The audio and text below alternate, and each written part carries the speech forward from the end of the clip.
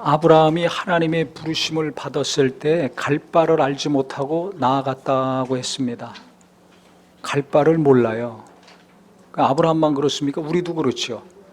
우리가 나중에 어떻게 될지 누가 압니까? 아무리 기도하고 예배하고 해도 내일 일을 모릅니다. 그래서 누구나 앞날을 생각하면 불안해요. 왜 불안합니까? 모르니까. 과거에 아무리 성공한 경험이 있다 할지라도 내일 어떻게 될지 모르거든요. 그러니까 불안한 거예요. 이게 누구나 다 이런 마음들이 있습니다. 그런데 이 아브라함이 하나님의 부름을 받았을 때 어떻게 했느냐? 창세기 이게 12장에 나와 있는 내용을 히브리서 기자가 지금 언급을 한 건데요. 창세기 12장 1절부터 4절까지 보면 여호와께서 아브라함에게 이르시되 너는 너의 고향과 친척과 아버지의 집을 떠나 내가 네게 보여줄 땅으로 가라. 지금 살고 있는데 그 친척, 본토, 아비 집을 떠나 가라는 겁니다.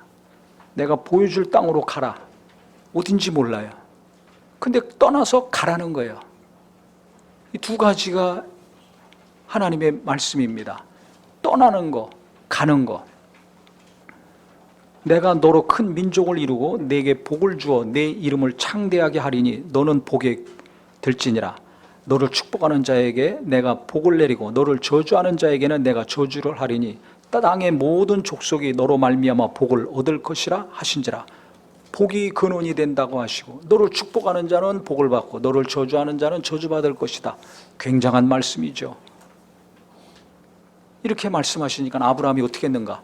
아니 어느 땅으로 가야 될지도 몰라. 어떻게 될지도 몰라. 그냥 복을 받는데요. 우리 같으면 갈 수 있습니까? 아니 이사를 가더라도 가서 조사하고 보고 가격을 보고 지역을 보고 학교도 보고 문화시설도 보고 여러 가지를 보지 않습니까? 그래서 많은 고민을 하고 정보를 수집하고 사람들도 의견을 얻어서 결정하는데 이게 어떻게 될지도 몰라요. 근데 그냥 떠나가라는 거예요. 지금까지 75년 동안 살던 땅을, 고향을, 부모, 친척, 아비 집을 떠나서 가라는 겁니다. 아니 나이 들어가지고 어디 생면부지의 땅에 가서 처음 보는 사람들하고 삽니까? 있을 수가 없어요. 할 수 없는 말을 지금 하시는 겁니다. 그런데 아브라함이 어떻게 했는가 이때 4절에 보니까 이에 아브라함이 여호와의 말씀을 따라갔고 롯도 그와 함께 갔으며 아브라함이 하란을 떠날 때 75세였더라 그랬습니다. 말씀을 따라갔다고 했습니다. 이게 중요합니다. 아브라함도 앞날을 모르고 지금 이 시대를 사는 우리도 앞날을 몰라요. 그럼 어떻게 살아야 되는가? 아브라함이 한 것처럼 뭘 따라가야 됩니까? 말씀, 누구의 말씀? 하나님 말씀 따라가야 됩니다. 그런데 내 말을 듣고 따르라 하면 안 돼요. 어느 누가 여기 투자하니까 되더라. 다 집 산다고 나도 집 사야 되겠다. 주식 투자하니까 나도 주식 투자해야 되겠다. 안 하고 있으니까 불안하잖아요. 애들 뭐 학원 보내고 연수 보내고 조기 유학 보내고 다 하더라. 불안하죠? 왜 불안해요? 남들 다 하는데 안 하고 있으면 불안해요.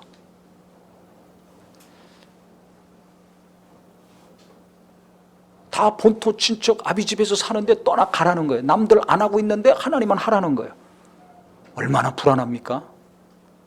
어딘지도 모르는데 어떻게 될지도 모르는데 그 당시 제사는 목축업을 하기 때문에 소나 양이에요. 그 많은 소와 양을 끓이고 그 종들을 데리고 조카 롯하고 아내하고 딱 떠났습니다. 말씀을 쫓아갔어요. 근데 히브리서 기자는 이걸 어떻게 표현했냐면 아브라함이 믿음으로 그 말씀에 순종해서 갈 바를 알지 못하고 나갔다는 거예요. 어떻게 될지를 몰라. 어느 땅인지 몰라. 그런데도 그냥 간 거예요. 떠난 거예요. 어떻게 이렇게 순종할 수 있었는가? 믿음이 있었기 때문에 하나님을 믿는 믿음이 있었다는 겁니다. 이게 중요한 거예요. 그러니까 나는 하나님 말씀이 임했을 때 해야 되나 말아야 되나 고민하고 번민만 하고 있습니까? 하나님께 대한 믿음이 없어요. 첫 번째가.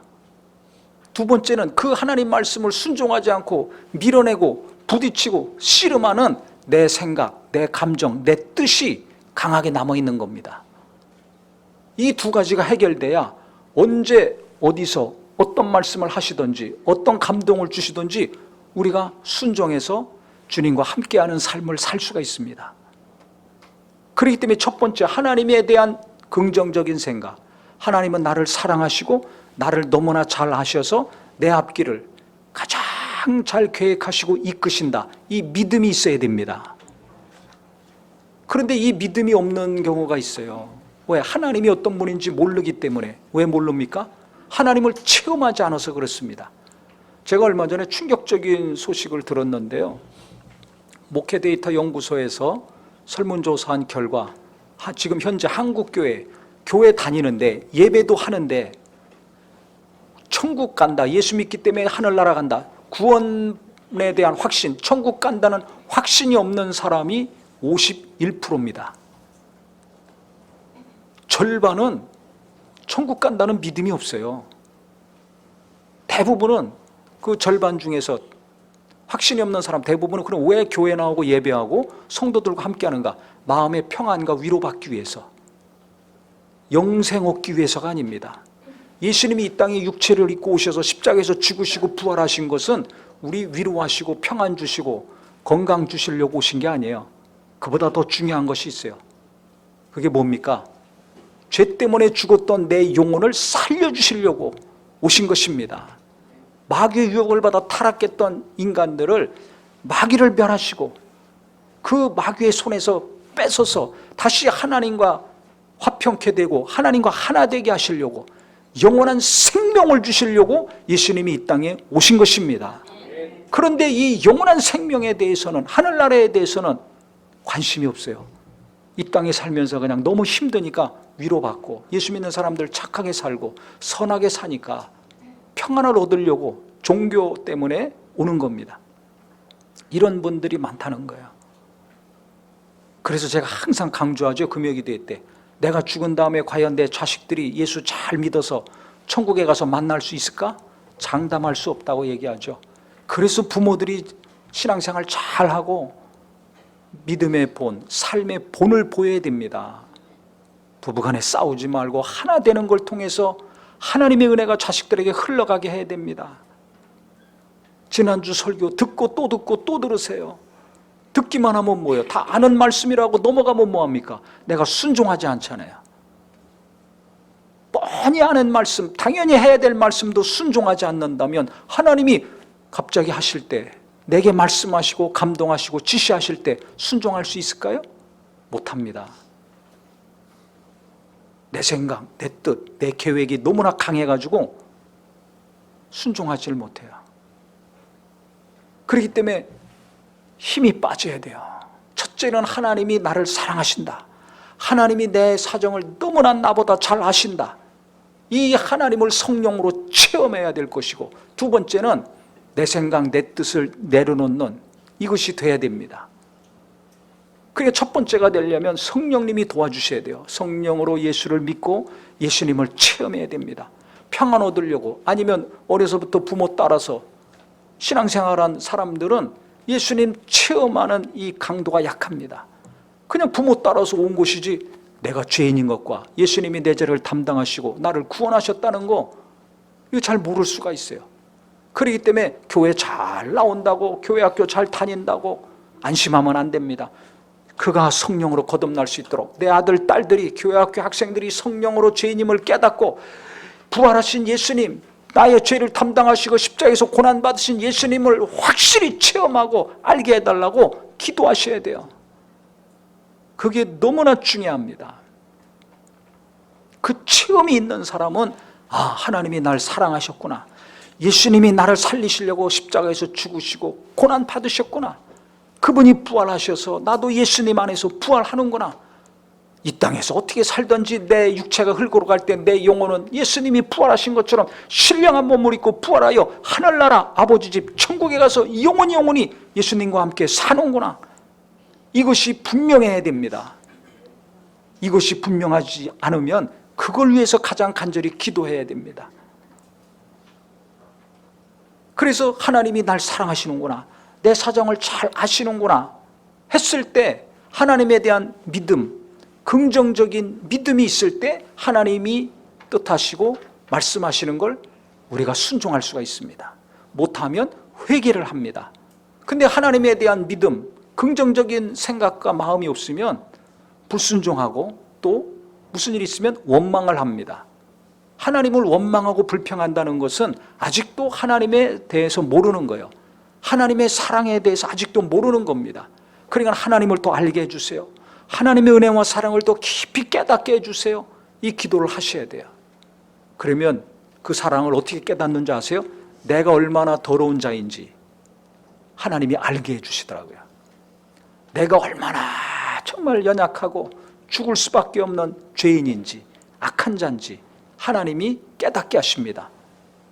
이런 자를 위해서 예수님이 오셔서, 죄가 없는 그분이 오셔서 내 죄를 담당하시고 내 이 부끄러움과 연약함을 담당하시고 희생하심으로 나를 그 사망에서 건져주신 것을 그 다음에 알게 되죠.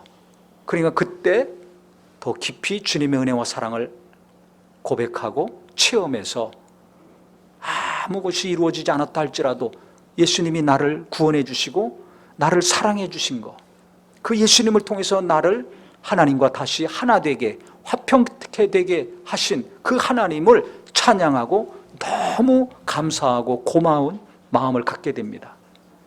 그래서 예수님 때문에 다른 어떤 것이 잘 되지 않더라도 하나님이 나를 사랑하시고 예수님이 나를 구원해 주셨다는 것이 한 가지 때문에 예수님만 생각하면, 하나님만 생각하면 감사가 나오고 마음이 평안해지는 은혜가 있기를 바랍니다.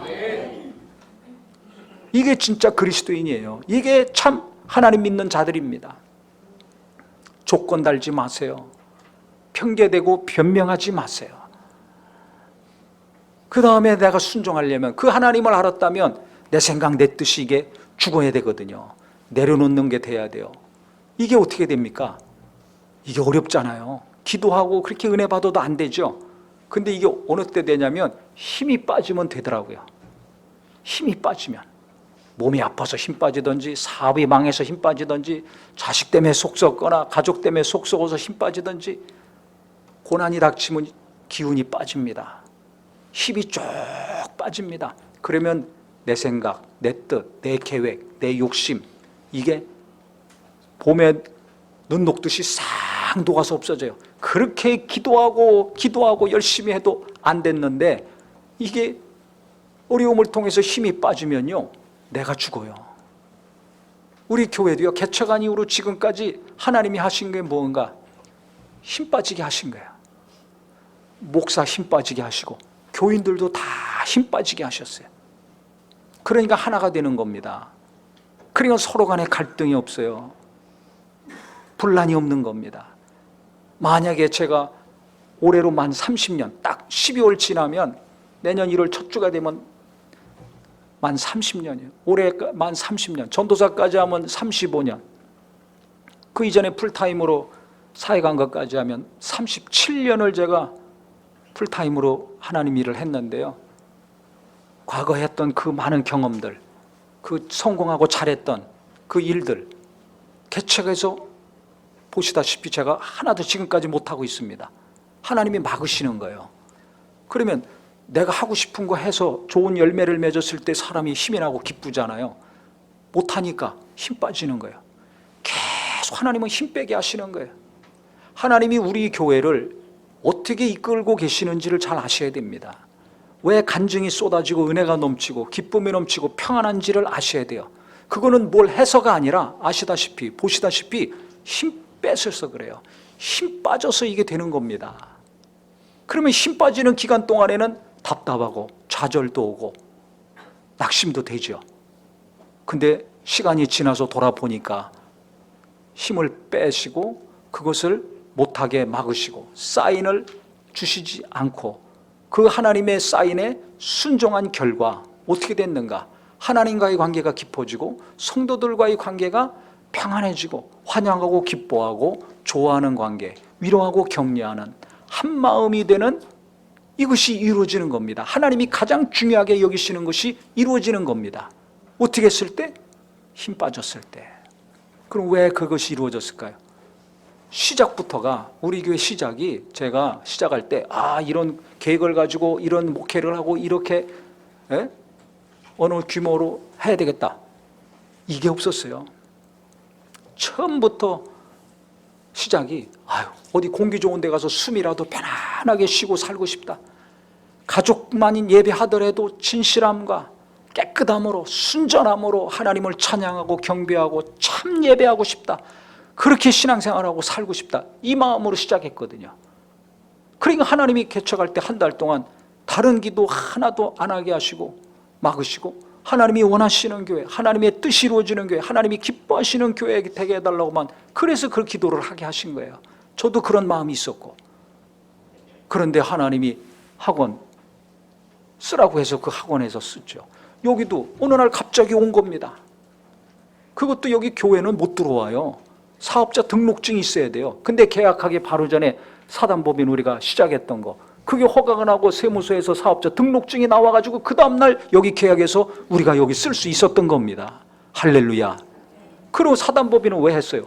우리가 뭐 한마음 미션 사단법인 만들어서 선교와 구제와 비전을 가지고 뭐 어떻게 하겠다? 전혀 아닙니다.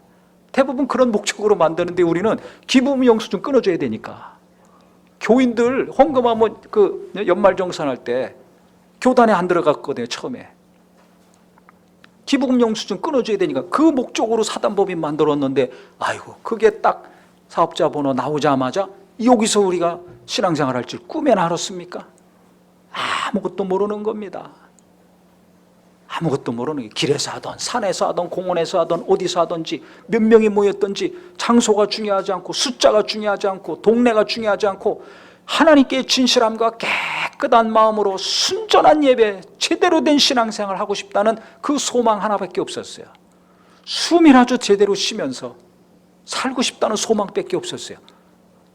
그런데 하나님이 그 마음 주신 거 그대로 계속 순종하고 나가니까 하나님의 뜻이 아니면 안 하고 주님이 원하시면 하고, 이걸 계속 순종하면서 나갔더니 장소도 하나님이 알아서 인도해 주시고 사단법인도 알아서 뭐 나오게 하시고, 그게 그렇게 함부로 나오는 게 아니래요. 그런데 나오게 하시고, 그것 때문에 또 여기 와서 이렇게 우리가 예배할 수 있고, 저 앞에 있는 장소도요, 이제 교회 잠옷실이 생기고 교회 학교가 생겨야 되니까 장소가 필요하잖아요. 저 주일날은 비어 있잖아요. 사무실이었거든요. 우리가 뭐 요구하지도 않았습니다. 거기 쓰는 분이 와가지고 우리 보고 쓰라고, 쓰지 않겠냐고. 그래서 얼마 아주 안 되는 작은 돈을 주고 주일날 몇 시간 쓴 겁니다. 그러다가 거기가 안 돼가지고 나갔거든요. 비어 있어요. 그래서 우리가 저거 계약해서 지금 쓰고 있는 거예요. 리모델링 해가지고. 우리가 바로 앞에 얼마나 좋습니까? 만약에 저 장소가 없으면 다른 데 얻어서 써야 되잖아요. 얼마나 불편해요. 애들 데리고 왔다 갔다 하면 얼마나 불편합니까? 근데 바로 앞에 저렇게 공간이 나와가지고 우리가 잘 꾸며서 교회 학교로 쓸 수 있고, 또 우리 성도들 방이 많아가지고 마음대로 쓸 수 있으니까 얼마나 감사해요. 처음 시작부터 지금까지 목사나 교인들이 계획하고 구상하고 조직하고 과거의 경험과 연륜과 이거 다 없었습니다. 오직 하나님이 원하시고 기뻐하시는 대로, 주님이 감동하시고 말씀하시는 대로 가는 거예요. 순종하고 가니까 나중에 보니까 뭐가 하나씩 지금까지 이렇게 되어온 겁니다. 만약에 제가 과거 했던 거 그거 계속 열심히, 제가 가장 원하는 거 부흥회하고 세미나하고 집회하고 막 이런 거 했다면 어떻게 됐을까요? 교회가 은혜 받고 충만하고 부흥했을까요? 반대 현상이 일어났을 겁니다. 복잡해지는 일들 많이 일어났을 겁니다. 하나님이 아시기 때문에 막으신 거예요. 또 제가 그거 잘 되면 얼마나 교만해졌겠습니까? 작은 교회 목회자들 얼마나 우습게 여기겠습니까? 그분들 궁일이 여기고 돕고 섬기는 거 하겠습니까? 못합니다. 우리 교인들도 얼마나 교만해지겠어요. 야, 개척 얼마 만에 몇 명이 되고 뭐 어떻게 되고 우리 교회는 이거 하고 저거 하고, 얼마나 교만해지겠습니까? 목사랑 똑같이 교인들도 가는 거예요. 얼마나 교만해지겠냐 이거예요. 원래 교만했던 사람들인데 얼마나 더 교만해지겠어요. 이 하나님이 원하시는 거겠습니까? 그러니까 작년에도 간증했지만 제가 다시 아팠을 때 하나님이 말씀하시는 것은 너 가만히 있어라. 뭐 하려고 하지 말아라. 너는 내 안에 가만히 머물러라. 내가 알아서 다 하겠다. 그러니까 교인들이 큰 교회 다니면서 상처받고 찢김받았던 마음들이 위로받고 아물고 회복이 되고 은혜 넘치고 간증이 나오는 겁니다. 아니 여기 잠깐 살이 찢어져서 상처가 나오더라도 이게 아물려면 어떻게 돼요? 며칠이 갑니다. 팔 불어보세요. 몇 달이 가야 됩니다. 가만히 있어야 돼요. 부러진 팔 쓰면은 어떻게 되겠습니까? 상처 났는데 자꾸 일하면 어떻게 되겠어요?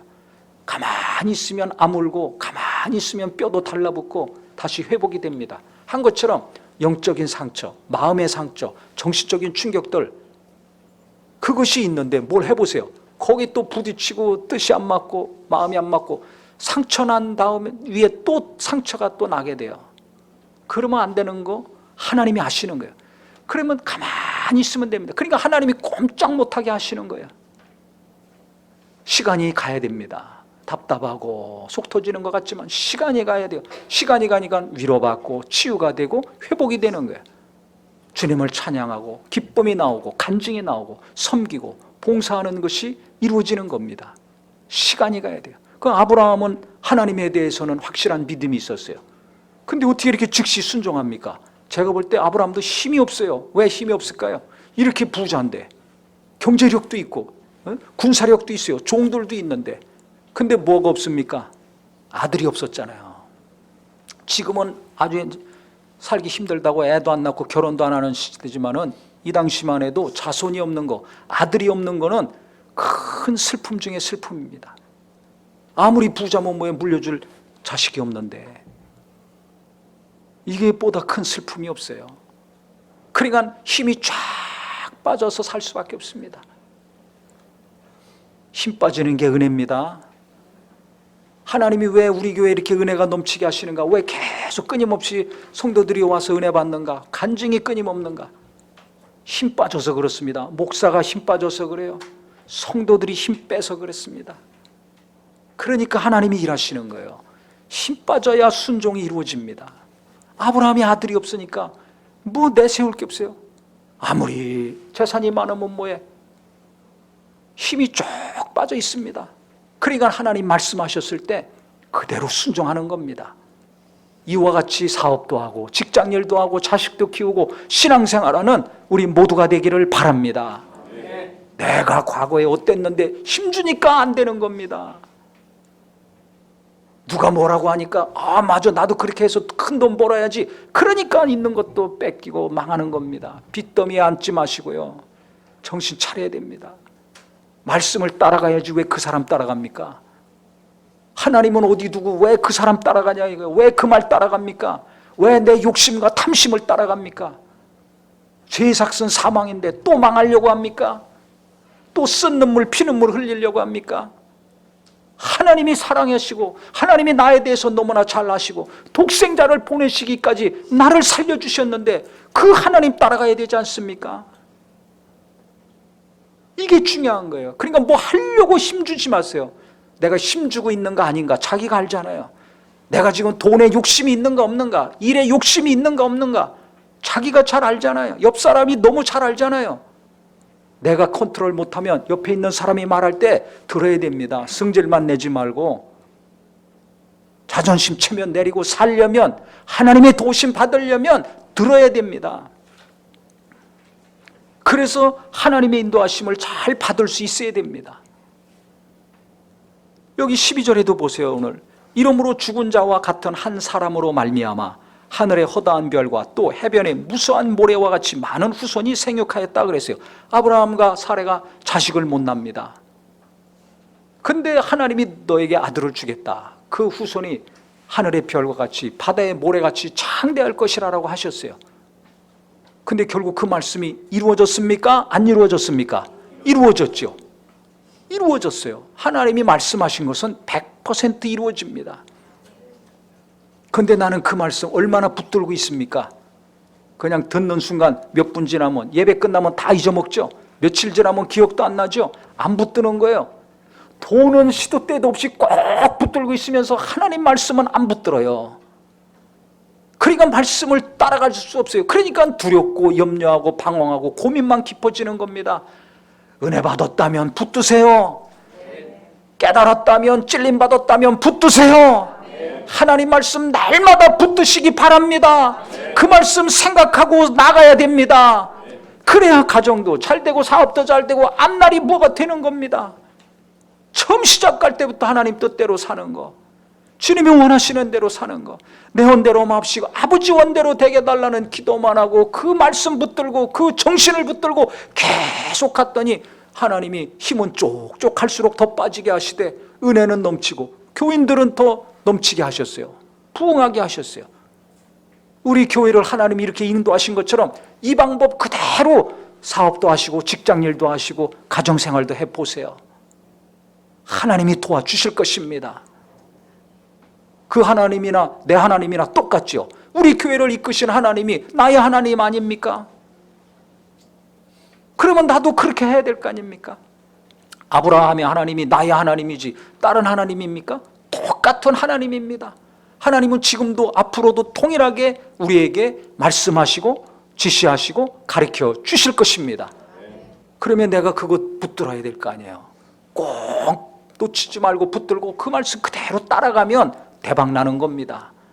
대박 날 때까지는 답답하고 정말 숨 막힐 때도 있지만 계속 붙들고 놓지 않고 순종하면 결국 그 말씀이 이루어지고 내가 계획한 것이나 생각한 것보다 더 넘치는 하나님의 은혜가 임할 것입니다. 그래서 시간이 지나고 나면 뒤돌아보면 큰 간증이 되고 감사가 넘칠 수밖에 없는 거예요.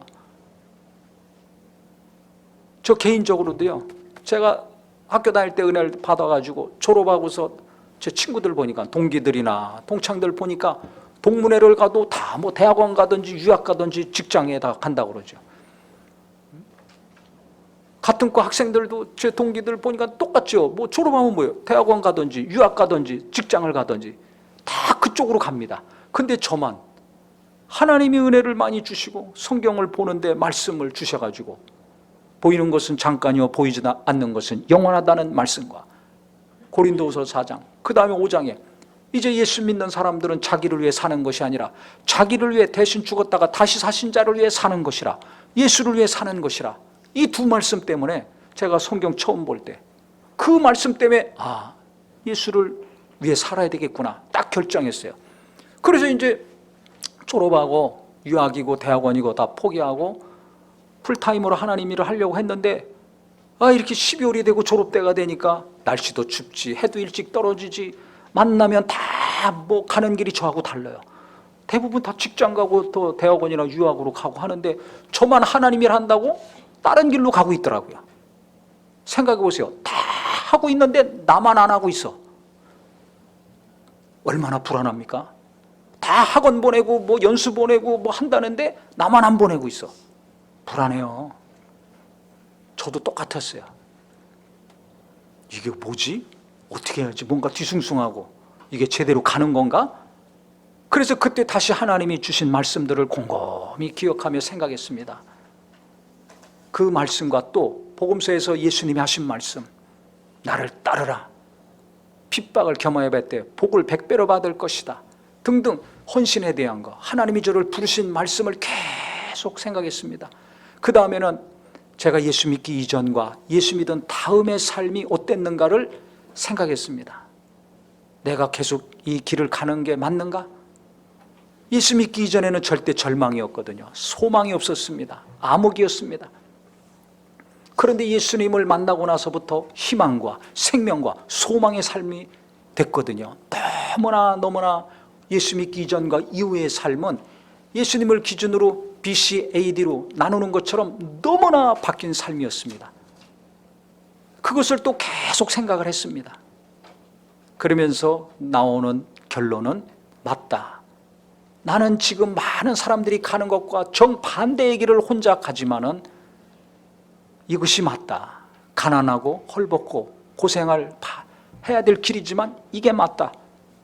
하나님 말씀을 생각했을 때 어떤 말씀, 하나님이 제게 주신 말씀, 감동하신 말씀, 제 마음을 사로잡았던 말씀을 계속 보고 묵상하고 생각하고 붙들었을 때 지금까지 하나님 일을 할 수 있었던 것입니다. 직장을 안 가니 제 동기들보다 수입이 10분의 1밖에 안 돼요. 어떤 경우는 5분의 1. 얼마나 차이가 많이 납니까? 아니, 똑같이 공부하고 졸업했는데 이렇게 차이 나는데 생활 수준이 어떻게 삽니까? 어떻게 자식 키웁니까? 하나님 말씀 붙들었을 때 계속 할 수 있는 거예요. 하나님 말씀을 계속 붙들고 순종하고 따라갔을 때 지금까지 할 수 있고 견딜 수 있었고 버틸 수 있었던 겁니다. 만약에 그 말씀이 없었다면 벌써 졸업식 때 끝났죠. 그 말씀이 없었다면 결혼할 때, 자식 낳고 키울 때 얼마나 흔들리던지 포기했겠어요. 근데 그때로부터 시작해서 지금까지 40년 동안 계속 올 수 있었던 것은 하나님 말씀이 있었기 때문에 그렇습니다. 그 말씀을 계속 붙들고 놓지 않았기 때문에 그렇습니다.